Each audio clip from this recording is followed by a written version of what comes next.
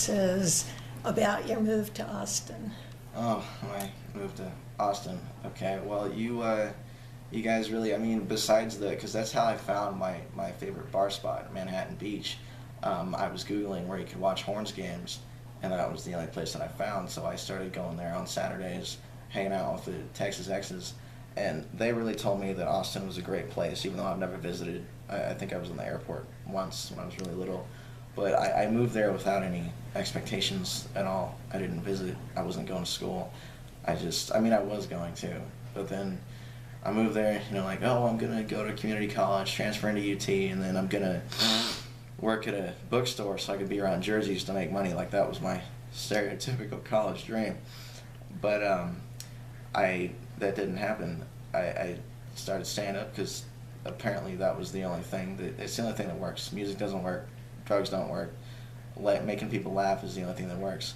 And so I performed a few times in Austin, tanked my first time at Cap City. I mean, that was, like, I was nervous, man. It was dead. I got silenced.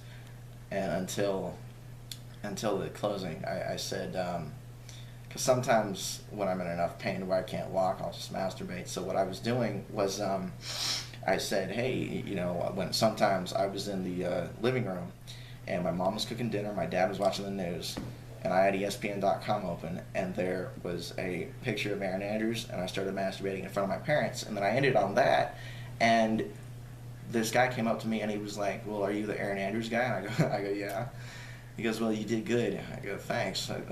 You want to go to a bar later with us? I would have done that. And that's the thing, like, Austin comedians are so friggin' friendly that all they have to do is hear your stuff and then they invite you out later.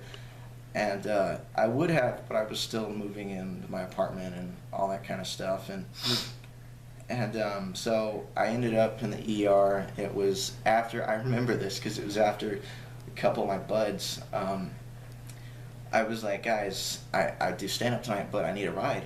And I found all my friends from my hometown on Facebook, and one of my buds commented. She was like, I could give you a ride. Do you want me to come up from Texas State and San Marcos? And I go, yeah, sure, definitely. So she comes up with a roommate and goes, hey, it's really good to see you after 5 years. I'm a special ed teacher now. Well, I'm majoring in special ed. And I go, that wasn't because you saw me when we were in school in the special ed rooms, was it? It's like, no, you're not that effective. You were cute trying to figure stuff out and write with your left hand, but it wasn't working. You looked like a retard. Well, that was some pretty rough paralysis back in those days. But we got there. We were searching for parking, and she goes, Trev, you didn't bring your handicap sticker, did you? I go, no. What? I didn't think I needed it here. Okay, well, fine. You're gonna have to walk then. I was like, oh, okay. So I asked them, I go, hey, do you guys want to sign up too? They're like, no, we think stand-up's like public speaking and we would be too scared up in front of like 10 people. And I go, no, because when you guys are speaking, you're in front of school, and they just, it's the teachers basically go, oh, well, I have to review your material because I'm basically the ruler. I'm the only one that can indoctrinate you, and if it's anything that I don't like, you have to rewrite it. And it's not like that. You can say what you feel. But they didn't want to. So my bud was like, hey, Trev, we're going to go outside for a weed break. If you want, you can come with us. And, I did. And I don't know why, but she was like, you got great hair. Yeah, thanks. I mean, I know my hair's great. Well, I liked it. You got a cut. I mean, before it was borderline girl cut. And you don't smoke weed, do you? I go, no. Why? Well, because it's good that you don't. Because it'd be bad for your condition. I go, thanks. I mean, thanks for looking out for me. Yeah, I don't want you to end up more retarded than you already are. Because you're single, you can't tie your shoes, you're, single, and you're pathetic, you're making people laugh to feel better. And, that's the thing. A lot of people think that's harsh, but everybody in Texas is so comfortable with their own self that you can constantly attack each other. And I got on stage and I talked about the Steelers for half of the set because my friend's a Steeler fan, and I basically was just drilling two of the women that accused their quarterback Ben Roethlisberger of rape, and I basically said I hate those guys. They have no jobs, so they go to criminal stuff to do that. And then the next thing I know, I'm closing, and I made fun of the running back because his name was Rashard Mendenhall, and he thought that 9/11 was an inside job, and I go, Rashard kind of sounds like a Middle Eastern name, so I got it. And my friend was actually heckling me. I was like, Rashard Mendenhall is like Charlie Sheen. She's like, no, he's not. Yeah, he is. No, he's not. Yeah, he is.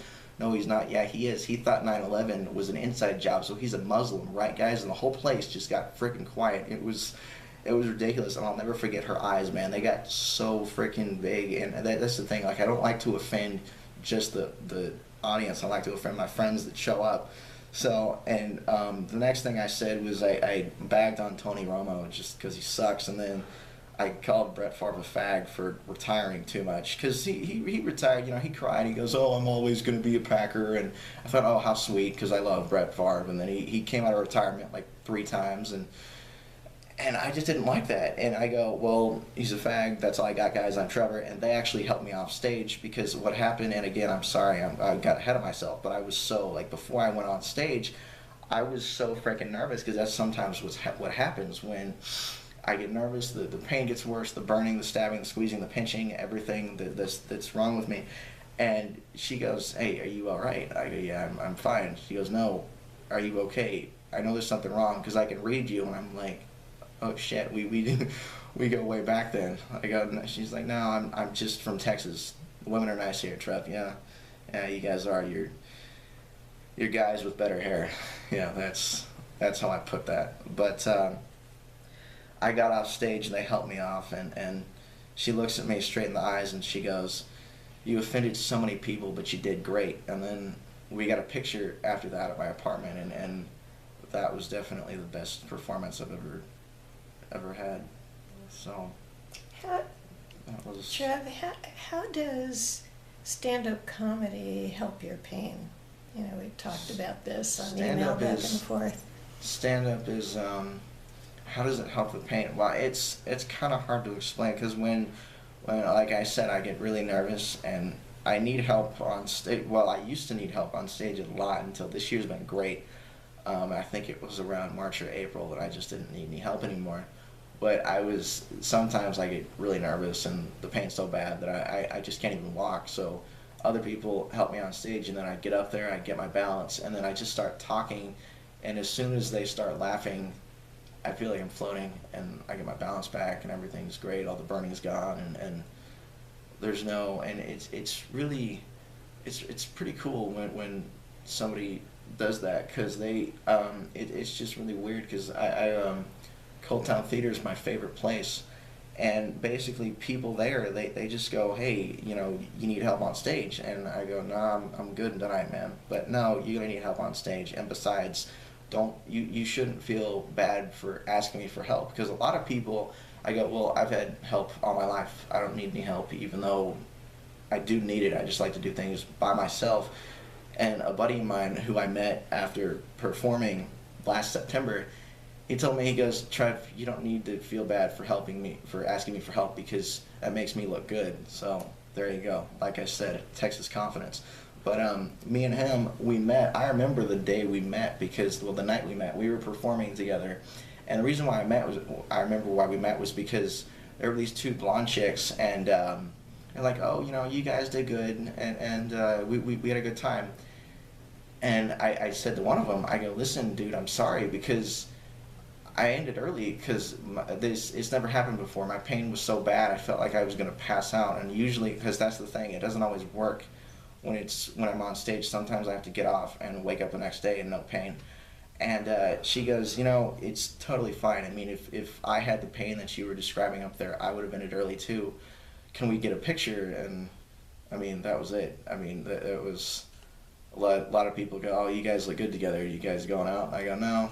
I just get that because a lot of women that show up to shows are pieces of meat, and I like to pick out the ones that aren't. And I know that I'm never going to see them again, so, you know, why not get a picture of your favorite audience member that night? And I remember, like, Cold Town's where I basically have all my memories. Like, there was this other guy. He was up after me, and he goes, "Give it up for Trevor Harris, guys. Give it up for handicapped comedians. I'm an asshole, but you'll figure this out after my set." And he's been really, really cool, because when you guys gave me this opportunity to do this video, he just gave me this, like, free page. No, it was more than that. It was like a 10-page text in 3 separate texts. He goes, you have no idea how much of a inspiration you are to other people, here and the ones that you meet. And I mean, because the fact that you have all this pain and you can barely walk in your apartment, and you found an outlet to make people laugh and all this kind of stuff. I mean, you're not playing the victim. That's the most important thing. It's just weird, I can get that part when it happens when I talk to guys. It does. They're the ones that get really, really emotional. Like, wow, I know people that have been through kind of the same level of stuff that you have, but they're dicks. They hate people. They're extremely cocky, but you're not. Just stay humble, and the women are like, that's great, that you got through all that. You're really funny. And then, like, if I have a problem, they'll be like, okay, that's solved. I mean, that's it, and we go out and party. But guys are different, that's what I've noticed. Well, the ones that I meet anyway, they just beat a problem to death. And I go, guys, I'm fine. You don't need to worry about my pain. I'm completely cool. You don't need to take me to the ER, because that's what I get a lot. It's like, you look like hell. You need to. Are you sure you don't want me to take you to the ER? Because I definitely can.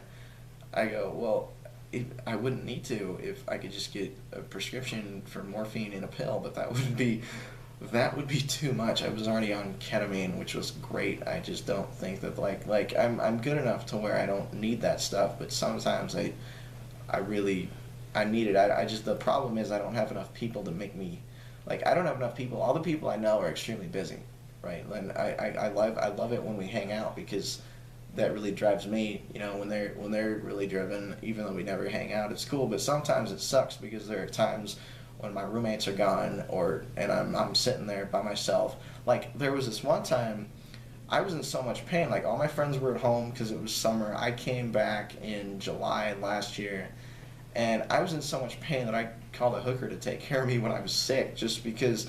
And everybody was like, oh my God, like, what the hell was that? You didn't, well, I just didn't, I needed somebody, right? And, the reason women can take a joke is because they have that, that nurturing quality that allows them to identify with pain and laugh at it. And, she came to my door and asked me if I needed my shoes taken care of. And, like, we went to my room, and I was on my bed. And, I mean, her looking at me like I was hearing all this pain, and she was like, oh my God, what do I do? This guy's in a lot of pain. And, we were talking, and it turns out, she asked me, where are you from? And I go, oh, I'm from Dallas. Do you know where Frisco is? She goes, yeah, my mom lives up there. I've been there for the past 5 years of my life, and I'm in Round Rock now. And I was like, wow, this is pretty cool. Chick from my hometown that I met in my apartment complex. Yeah, that's when I explain to people with really uptight values, that's how that goes. I mean, but in certain situations, like, I never thought I was ever going to do that, call a hooker to take care of me when I'm sick, but I didn't know what else to do. And we were talking, and she goes, are you okay? Do you smoke weed for your pain? I go, no, I took ketamine. She goes, really? You took Special K, huh? Because I know a girl that makes it, and I had it in a capsule one time just for a good time, but I took the lid off the capsule and ate the powder. Like, that's gross. I had mine in liquid form, but we all have our own drugs and way to take them, and it's whatever. And, she's looking at me, and she goes, I know how you feel, because my dad has nerve issues too. Like, this isn't the kind of thing you'd have with a prostitute, you know what I mean? It's kind of like, oh my God, I don't believe that this is actually freaking happening. This is like a girlfriend experience. But she goes, yeah, I know how you feel, because my dad has nerve issues too. I mean, they're not as bad as yours. They're in his lower back, and he still has them, but I know how you feel. And like, the next thing I know, she looks down or something like that. It was basically like, she looks at her watch and goes, I'm a whore, right? I go, yeah.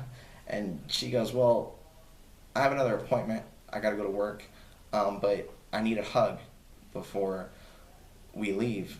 And it was really weird, because that's another thing. I hug women, I feel like I'm floating. It's weird when hugs happen. But we hugged, and she goes, your skin's really soft. I go, oh, thanks. I don't do anything to it, but thank you.